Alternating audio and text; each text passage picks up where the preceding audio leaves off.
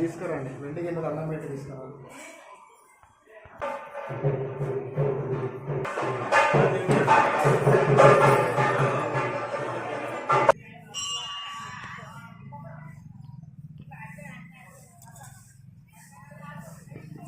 అడ్డగోలు ఏర్పాట్లు ఉన్నాయి కొట్లపల్లి.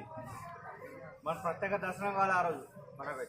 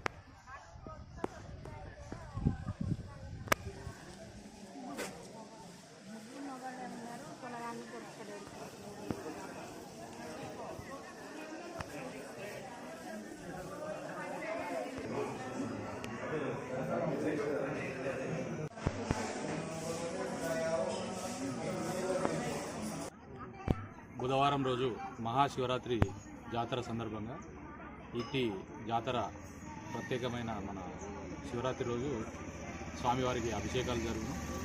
కావున భక్తులందరూ అధిక సంఖ్యలో పాల్గొనమనవి. ఇట్టి శివరాత్రి జాతరకు ఇచ్చేసే భక్తులు ఇది స్వయంభూ రాజేశ్వర స్వామి క్షేత్రము, కొట్లపల్లి, హుస్నాబాద్ మండలము, హుస్నాబాద్ నియోజకవర్గం, సిద్దిపేట జిల్లా. ఇట్టి సిద్దిపేట నుండి బస్ సౌకర్యము, మరియు హన్మకొండ, కరీంనగర్ నుండి, హుస్నాబాద్ నుండి బస్ సౌకర్యం కలదు. ఈ శివరాత్రి జాతరకు ఇచ్చేసే భక్తులకు అన్ని రకాల సదుపాయాలు, సలవ పందిలు అయిపోయింది, మంచినీటి సౌకర్యము, మజ్జిగ, పండ్లు, వైద్య శిబిరమైన, రెవెన్యూ వాళ్ళు, రోడ్డు ఇవన్నీ కల్పిస్తున్నారు. వాగర్థ ఇవ సంవృత్తం వాగర్థ ప్రతిపత్తయే వేద పితరవు వల్లే పార్వతీ పరమేశ్వరు. ఒక చెంబెడు నీళ్లు పోయగానే మనకు వరాలిచ్చేటువంటి దేవుడు పరమేశ్వరుడు. అటువంటి పరమేశ్వరుడు శ్రీ స్వయంభూ రాజేశ్వర స్వామిగా కొట్లపల్లి గ్రామం, హుస్నాబాద్ మండలం, జిల్లా సిద్దిపేట యందు 1996వ సంవత్సరం లోపల శ్రావణ మాస శివరాత్రి రోజున భూమిలో నుండి వెలువడడం జరిగింది. ఈ స్వామివారికి ప్రత్యేకత ఏమిటంటే బ్రహ్మసూత్రం కలిగి ఉండడం. ఇటువంటి బ్రహ్మసూత్రాన్ని కలిగి ఉన్నటువంటి స్వామివారిని ఒక్కసారి దర్శనం చేసుకున్నా కానీ, ఒక్కసారి పూజ చేసినా కానీ, 1 సార్లు పూజ చేసినటువంటి ఫలితం వస్తుంది.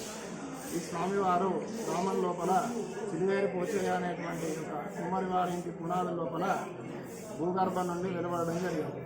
96 నుండి 2006 వరకు ఊరి రేణుకానది తీరాన స్థలం తీసుకొని 3 ఎకరాల స్థలంలో ఈ భవ్యమైనటువంటి ఆలయాన్ని నిర్మించడం జరిగింది. ఈ నిర్మాణం రాజ నిర్మాణం కాబట్టి ఆలయం నిర్మించడానికి 10 సంవత్సరాల కాలం పట్టింది.